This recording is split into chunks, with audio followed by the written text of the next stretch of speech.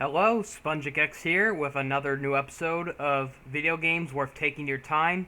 Last time we talked about Conquer Light Reloaded, and today I am going to talk about Kameo Elements of Power, what I consider to be one of the most underrated video games from Rareware.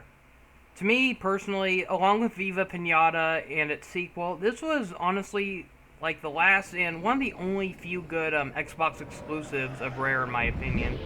I thought it still, a lot of people say Rare hasn't been the same as they used to be since Microsoft bought them out, but there's something about this game where it still had that Rareware charm, its creativity, its imagination. Heck, just watching this logo every time just makes me cry. It makes me sad of what could have been from this company. Microsoft has drained them of all their creativity.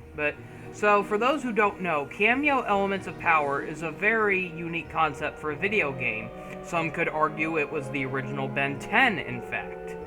Now, this game has a really long history. It goes all the way back to once originally being made for GameCube, but then Microsoft happened, and they had to try redoing everything they created.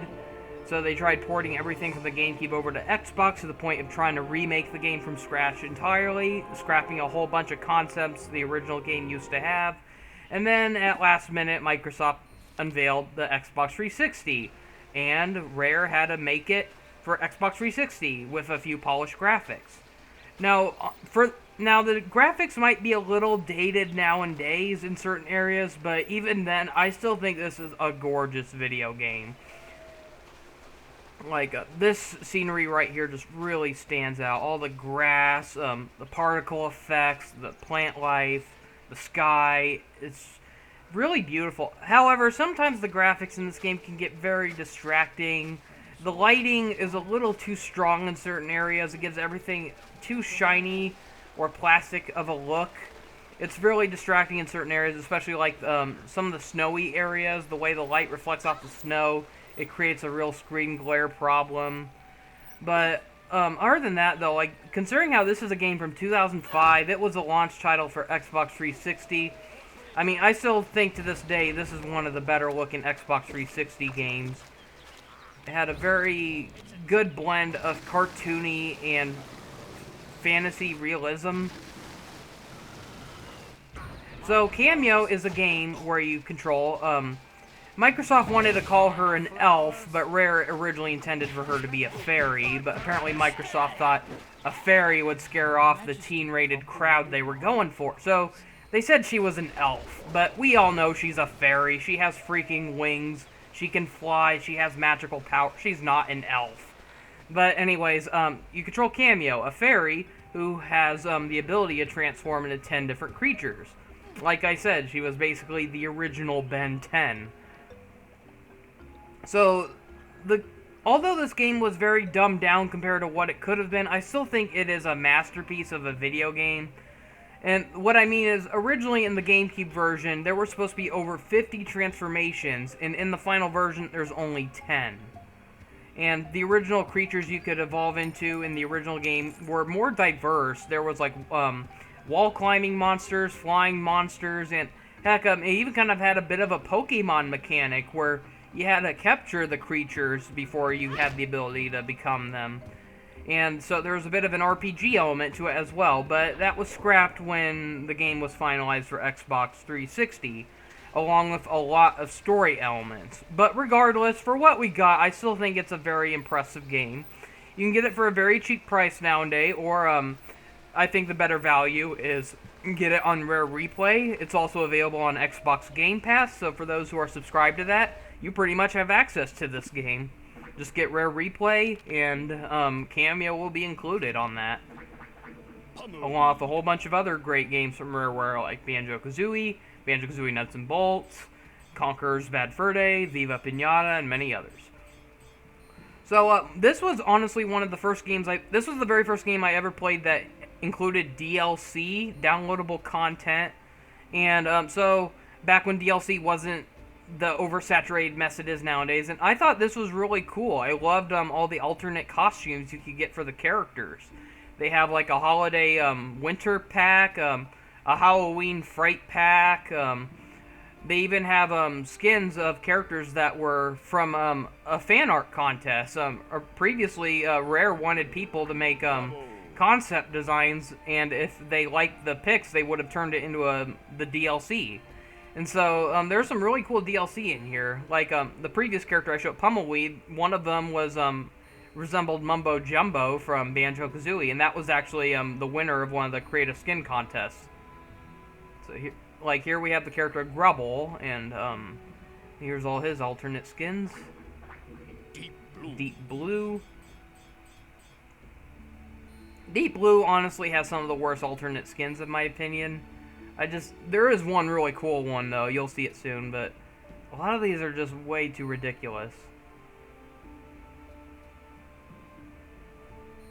That's the one, that's the cool one, the Tarantula, which is part of the Halloween Fright Pack. Major ruin. Ugh, that one's just disturbing. So that's part of the Fright Pack. He's a giant eyeball. Gory detail and all. That's his original design. That was his creative skin design. Someone made an eggshell. His holiday design, where he's a chestnut. Ash. And yes, I know what you're thinking. This looks like the dragon from Shrek. I thought the exact same thing. So that's his Halloween skin. A skeleton. That's his regular design. So each character has one alternate skin you can find within the game itself, but most of these were DLC. And as far as I know, Rare Replay, the DLC is included for free in the Rare Replay version, or just playing it on Xbox One in general. But back on the Xbox 360, you had to buy all this stuff separately. It wasn't too expensive though, and I thought it was worth getting. I mean, I was happy with this DLC compared to how DLC is treated nowadays. It kind of left me wanting more, honestly. I wanted more DLC packs.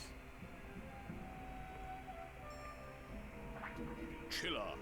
Now, Chilla is the first elemental warrior you get to play as in the game during the first level, but you lose him, and you don't get him back until much later in the game. Kind of like that Metroid vibe, where you have your abilities at first and you lose them.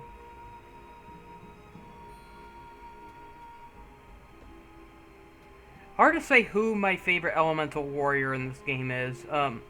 Like, I can't say gameplay-wise, but I'd say, like just design and, ability-wise, I kind of like Flex here. I just think he's a real wacky and creepy-looking guy. He's got some really good... He can pull off some really good, attack combos. He can, skid across water, and his alternate skins are really cool, too. We have, like, the robot, the balloons... let's see, and then the first one you saw was his Halloween costume, where he's just a slime monster with chains and bats. I thought that was really creative. And then that's what he really looks like, the blue form. 40 below. 40 below. This guy is overpowered.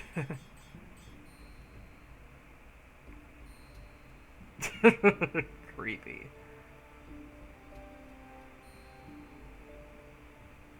Now, like I said, along with Viva Pinata, this was one of the last, like, creative games I recall seeing from Rare.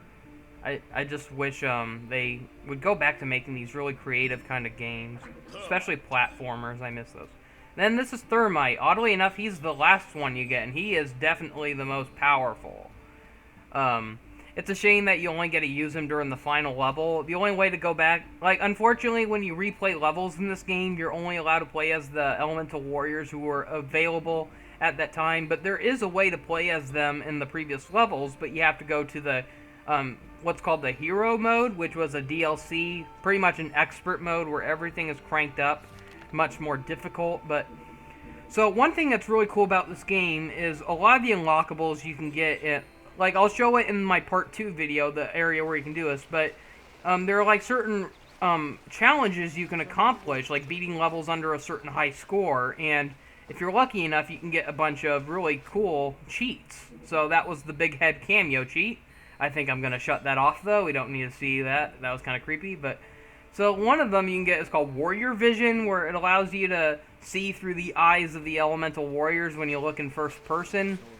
So, like, when you look in first person as Kameo, it's just a basic first-person view, but then So here as Flex, he has kind of like a fisheye lens appearance. Unfortunately, it doesn't matter what warrior you are. It more matters what element they have, which affects their vision. So like Flex, he's a water type. So not only him, but Deep Blue also has that fish eye lens. So this is how the plant vision looks, or the grass vision, whatever they call the plant ones here. It's kind of like a night vision, greenish tint. Here's Snare. So Snare, I'd say he's mostly one of the most underused characters in this game. Like, he's not my favorite elemental warrior to play as, but he does have this cool ability where you can pick up things in his mouth, and then you can control him like this and have him slingshot out. And then he actually does have an attack that uses up your entire magic gauge, but I wouldn't recommend it, though. It's a very lengthy move, makes you very open to getting attack when under attack and stuff like that, but Grubble, he's also one of my least favorites, just because his mobility is pretty terrible. Like, he was mostly just useful in the level where you got him in, the first forest dungeon.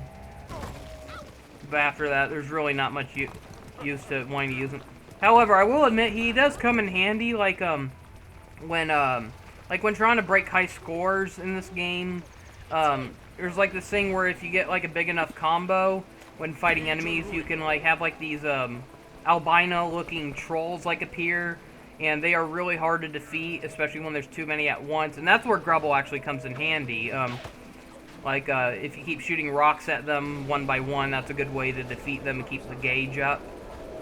So, Major Ruin, it's like if you're used to controlling a spin dash in the 3D Sonic games, then you pretty much know what to expect from this.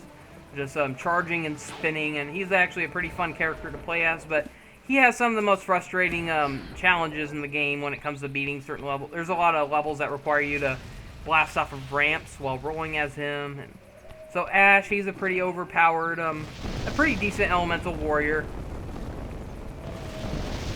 Yeah, like, I was impressed with the graphics during this. Like, the fire looks really cool, and I also love how, like, you saw it light up the trees when it was going up it, and he also has the ability to heal himself while standing in one of his flaming tornadoes, but it's not doing anything to my health bar at the moment, because one of the cheats I unlocked in this game was to have infinite health, and for some reason, when you do that, it doesn't affect, like, your health meter. But so here's Thermite. He has the ability to protect himself from hot lava, which is an automatic kill with any other warrior, even Ash the Dragon, but he's just really overpowered, though. He has all these explosive bombs that can take out enemies almost instantly. Like, he's pretty much the surefire way to beat the final boss in this game. Just rely on Thermite and switch over to another elemental warrior, do some minor damage while he's healing his magic meter. Chilla, he can climb icy walls and throw icicles and cause an icicle avalanche. So a lot of these abilities aren't available to begin with. Some of these you have to acquire from gaining what's called elemental fruit. They're like these items that are hidden throughout the game, and collecting a certain number of them can allow you to upgrade some of your warriors to have new abilities. So I've already maxed up all my warriors. I found enough elemental fruit to level them all up. I'll admit I have not found every single elemental fruit yet, but I really don't have any point to now since I already got it. But so for some reason the ice warriors have like some kind of solarized vision. I thought that was just... Fire warriors have this gem like a heat looking vision.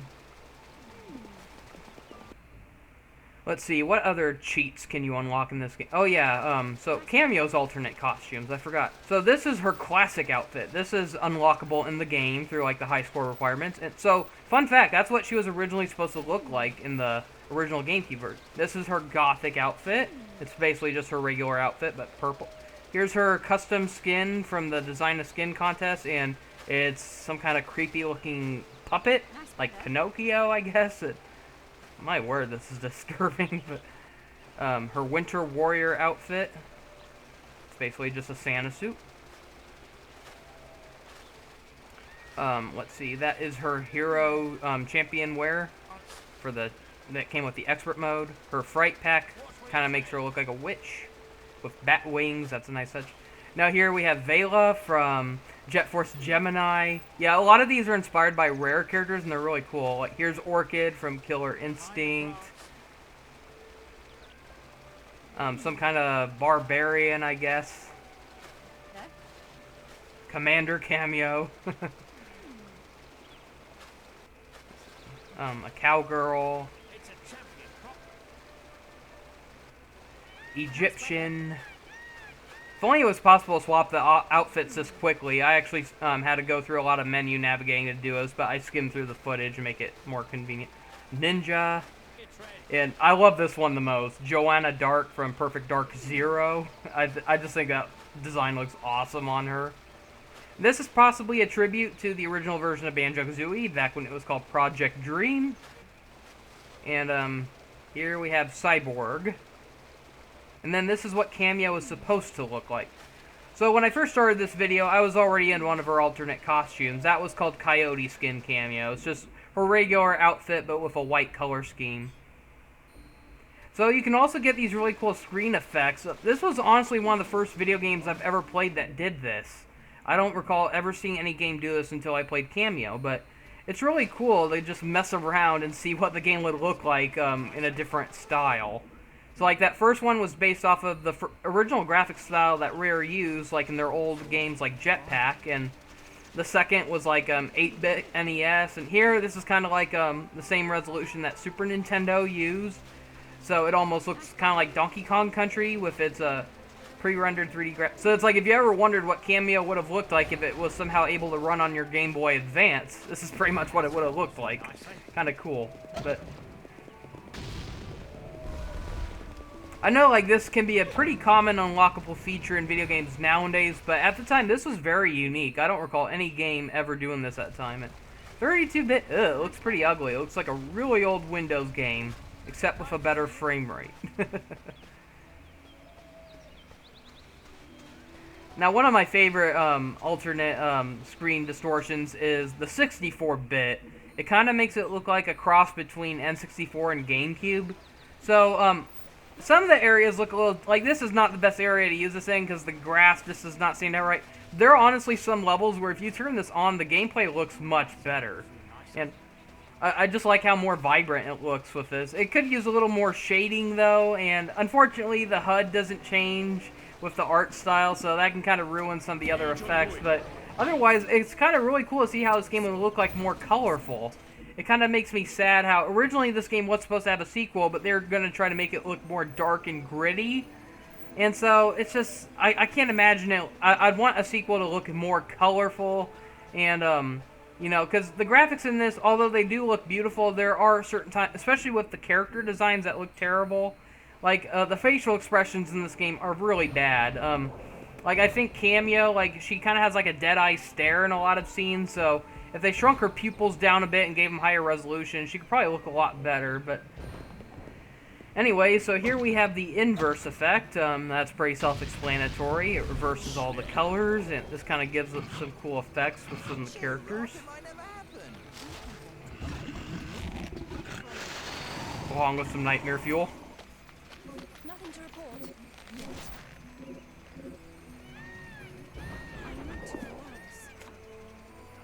Bravo.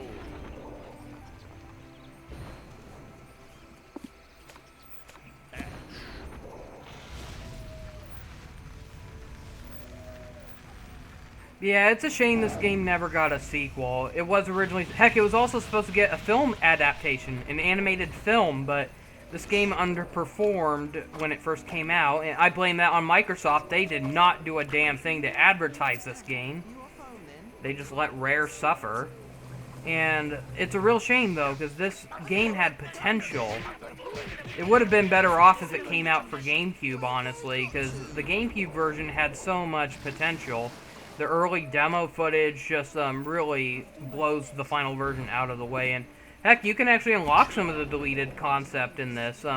Not in a playable form, but in a video form. Some of the unlockables in this game are scrap content.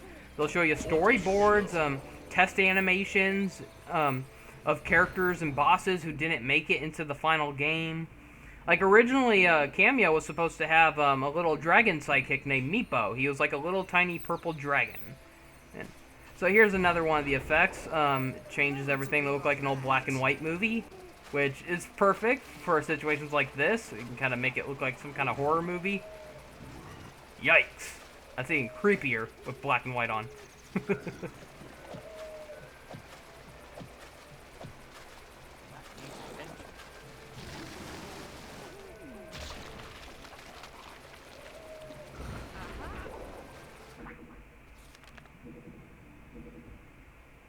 But originally, when this game was... Like, this game had a really huge cliffhanger ending that really left it open for a sequel. And it's nice to know that the sequel would have revealed more about that cliffhanger ending. Because in a bonus feature on Rare Replay, it revealed that there was supposed to be a cameo too. And, like, it's an unlockable... I can't remember. It's either on unlockable in Rare Replay or it was uploaded on Rare's website. It's one of the two, but I remember they did a little mini behind the scenes of some concepts of what was supposed to happen in the original game. And for the most part, I liked it, except I hated how they wanted it to have a darker, more realistic appearance. So it would have been more color def it would have been more grayish, and they said it would have been comparable to something like Return to Oz, the original dark sequel of the Wizard of Oz movie. So something. Now I don't mind the game having darker elements. I just don't like the idea of the game being darker entirely. It would have been better if it was more of a Banjo-Tooie approach, where the story was darker, but it still maintained its colorful, quirky nature of its first entry, Banjo-Kazooie. And so Kameo, I love the colorful nature of the game. I just think some of the characters look a little too plastic. I feel like I don't like the characters looking too realistic. I mean, detailed, yes, I'm fine with detail, but it's like they just need to do something to make the human-like characters look less like a Barbie doll. Kameo, she just has a dead-eye expression. A lot of her features just look way too shiny, and the same could be said about all the NPCs. But I think, like, where this game mostly triumphs, it's just in the level design, the colors, and the textures. But honestly, it's like, I just feel the lighting could have been better in certain areas. Now, it was very good for its time, but after a while, like, you'll see what I mean eventually.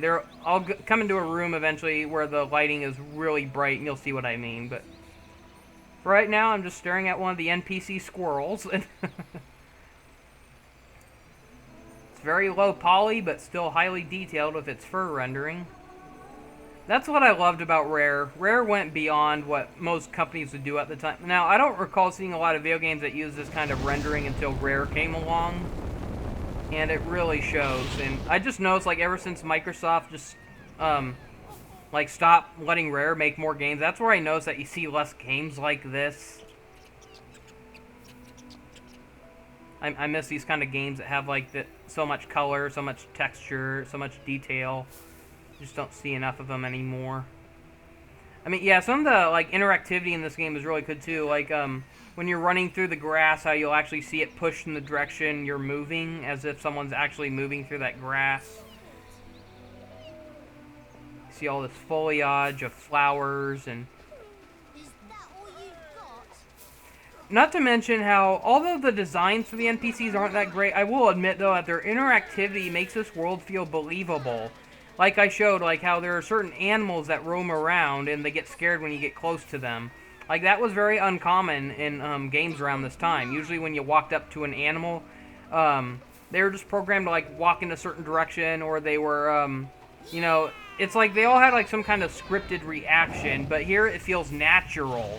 It feels like, you know, an enemy... Well, it feels like an animal is actually living its life, you know, just roaming around, and then it gets scared when it sees someone walk near it. It'll run in random directions instead of a scripted direction. Like the squirrels, it's like when it senses danger, it'll actually run up a tree. Or it'll run up a rock. And the NPCs, they have, like, a mind of their own. It's like they're living their lives. You'll see them, like, randomly leaving and entering buildings or doing chores. Like, I think one of the best examples in this game, it'll be shown in a later video, but in the forest level, you'll actually see how, like, there are these plant creatures, and there's, like, one of them who, like, there's a tree you see in the background. At first you'll think that's just a level object, but you'll actually occasionally see like one of the villagers with an axe, and they'll go to that tree, cut it down, and if you follow them to where they're going, you'll see them dropping it into a fire to make fire. And it's really that's what's really fun about this game, just like taking your time to observe and explore the world inside of it. It's more detailed than you realize. And it has a lot of cool physics too, like that cloth I was messing around with, the way it was flapping around, the way based off how I was running into it. And here we saw an NPC just walk through the door, like I mentioned. I think like one of the most beautiful looking graphics in this game, though, is the water and water effects. Now you'll see what I mean real soon, but I remember like when I first saw this, my jaw just dropped, and even to this day, it still does. The interactivity in the water is really the way it ripples, and I mean, look at that. That is just gorgeous. I mean, it's not too realistic or lifelike, but it's so detailed regardless. It gives such an amazing visual effect. Rare really came a long way. I mean, I remember one of the first video games they had that kind of had like a similar water effect with Star Fox Adventures on GameCube, but that still had a long way to go. It didn't look like, it was a cool effect at its time, but it didn't really look like water. Nowadays it looks like big waves of glass. And so I like how here they were somehow able to give it the illusion that it's actual water rippling. It actually ripples depending on where you are, and of course you have Flex here who can skid across it like a water bug.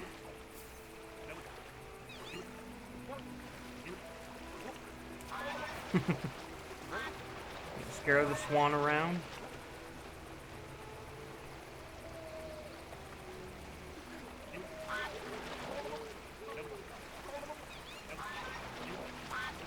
Yeah, even to this day, I still think the water is one of the best looking graphics from this game, and I'm not gonna lie, honestly, I think this is the best looking water I've ever seen in a video game. Even to this day, I don't think any game has come close to topping it.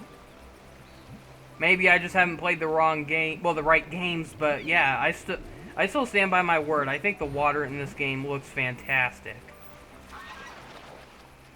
Well, only the environmental water, though. Like, the water that shoots out of the characters doesn't look very real, though. But it does make some really cool reaction, like the way I was shooting the water into the water, the way it rippled around like that. I haven't seen really good water interactivity in a video game since Super Mario Sunshine. I need more practice. No, I forgot to mention one thing about this game, the controls. So, it can vary. Now, Kameo, it's like she's not the smoothest character to control, and that they kind of did that intentionally, though, because they wanted to encourage you to transform into her abilities to get around and get stuff done. So she kind of has like a stiff movement. She doesn't have a whole, you know, it's like if you try moving real slowly with her, she has a real janky control. Getting her wings out and floating around makes her move a lot faster, but it makes her a little harder to control.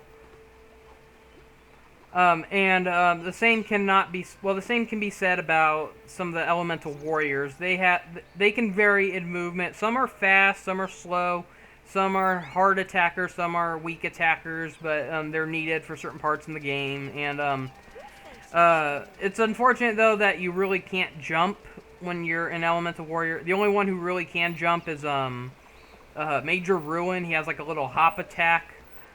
But it would be kind of convenient if they could jump. And it's a shame, too, that the controls couldn't have been refined a lot more, because there's so many buttons in this game that are unused that could have come in handy. Almost every attack and ability in this game requires you to use the R trigger and left trigger, and that can get very frustrating at times. So in order to jump as Kameo, instead of pressing something as simple as the A button, you gotta press the right trigger. In order to, and then there are a lot of attacks that require you to press both the right trigger and the L trigger at the same time. Like when playing as Kameo, if you do that, it will cause her to do a kickflip.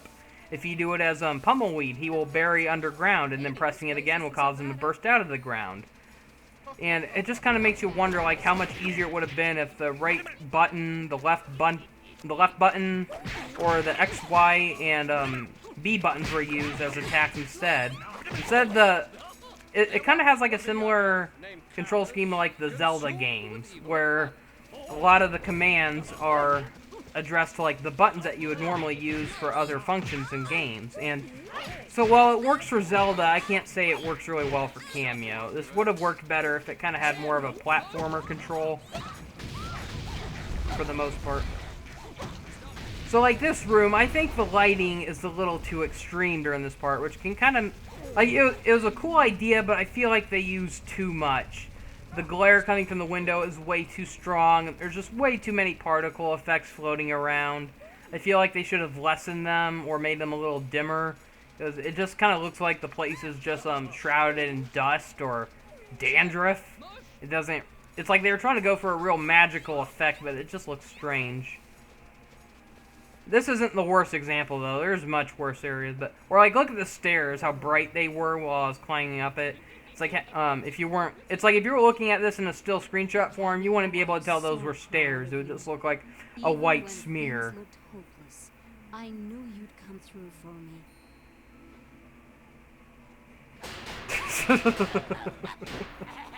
That's no way to treat your mother, Kameo.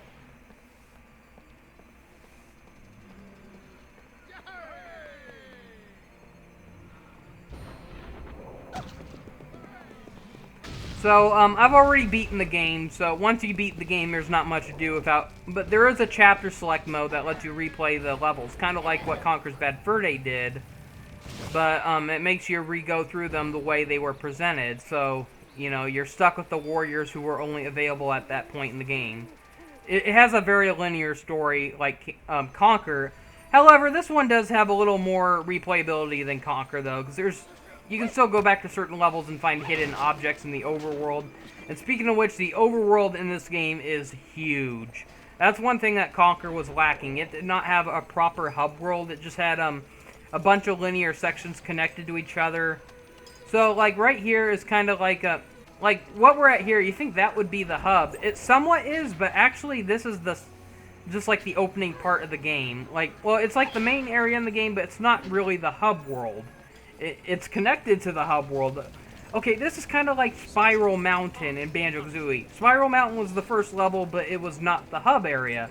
It was the entrance to the hub area, Grunty's Lair. And that's what this is. It's an entrance to what's called the Badlands. The Badlands is a huge wasteland that has like 4 different branching paths, and they take you to like the big main chapters of the game. So there's a forest chapter, an island chapter, or a water chapter, an ice chapter, and the final fire chapter.